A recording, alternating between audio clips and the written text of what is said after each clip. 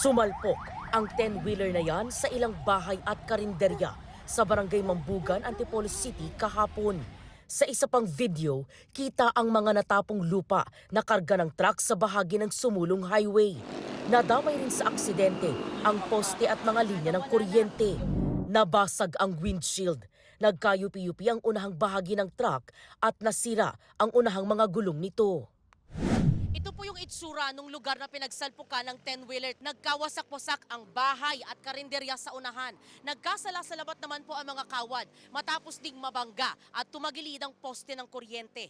Mabuti na lang po at walang nasaktan o nasawi sa insidente. Ayon sa may-ari ng karinderya, kasasara lang nila nang mangyari ang insidente. Dalawang palapag na bahay naman ni Zenaida ang napuruhan din ng pagsalpok ng truck. As in, durog po talaga yung yung bahay at yung truck ay talagang bumangga doon sa pinaka doon. Pag ganun kasi yung style ng niya from there, tapos pag ganun siya, pa-slanting. Nakakalungkot tingnan yung bahay, di ba?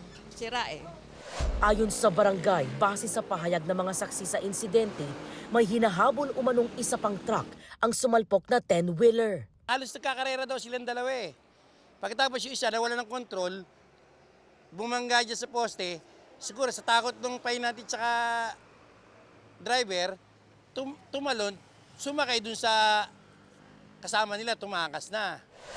Pasado alas 6 kagabi nang humarap sa mga otoridad at mga apektadong residente ang ilang representative ng kumpanya ng naaksidenteng truck. Galing daw sa Pampanga ang truck at nag-deliver ng buhangin sa Maynila. Saka ito bumiyahe sa Antipolo para magkarga ng lupang panambak na i-deliver naman sana sa Bulacan. Hindi po namin makontak yung pahinante at driver.